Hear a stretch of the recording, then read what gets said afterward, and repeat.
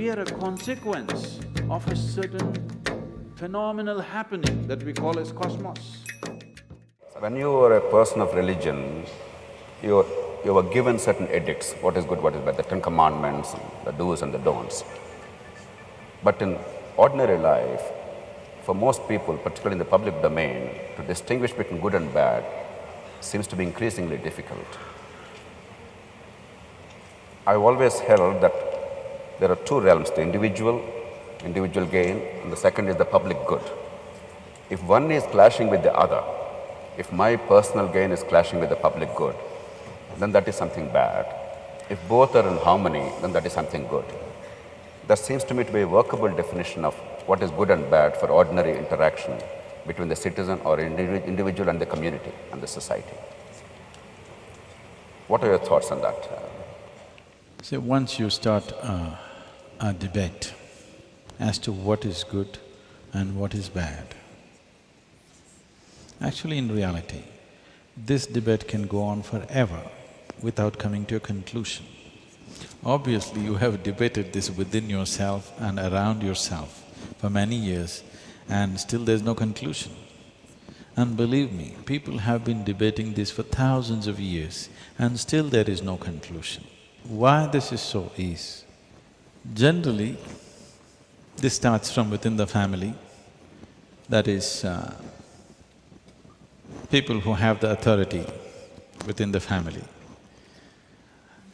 If you really carefully look at it, essentially it boils down to this: what I do is good, what you do is bad. That extends to the society, to politics, to various things.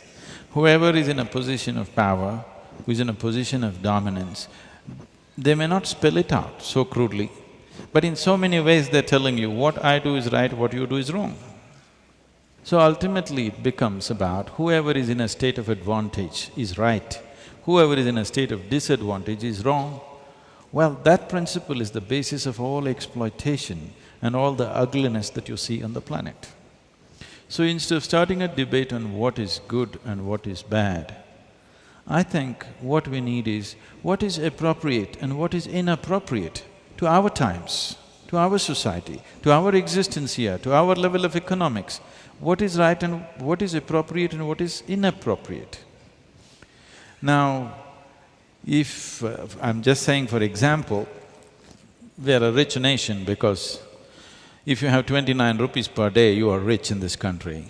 We are one rich nation, another rich nation is United States.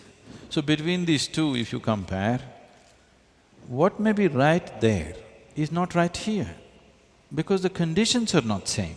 People's lives are not same, culture is not same, people's emotions are not same, people's wants, likes and dislikes are not same.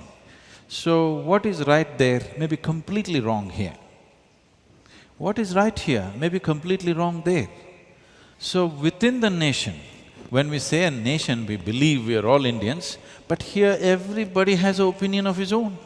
It will be fanciful to think there is one person here who doesn't have an opinion of his own, who goes by Indian constitution. There's not one single person like that here. Everybody has their own opinion, their own twist of what is right and wrong, isn't it? 1.2 billion people, every one of them has their own opinions. Two people cannot agree as to what's right and wrong. So instead of looking at right and wrong, if we start looking at what is appropriate, okay, these are our conditions, this is our life, what is the most appropriate thing to do right now? Tomorrow if our conditions change, the appropriateness changes, then there will be no clashes. Constantly the clash between the previous generation and this generation, between one human being and the other human being is, your ideas of right and his ideas of right are so different. Parents and children are fighting, administration and people are fighting, management and union is fighting, simply because your ideas of good and bad are very different and it's always different.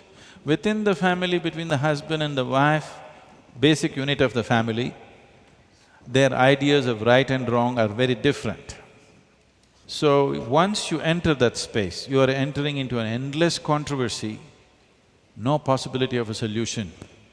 But if you look at appropriateness of action, then we can arrive at what is the appropriate thing to do in our society, for our conditions, for our limitations.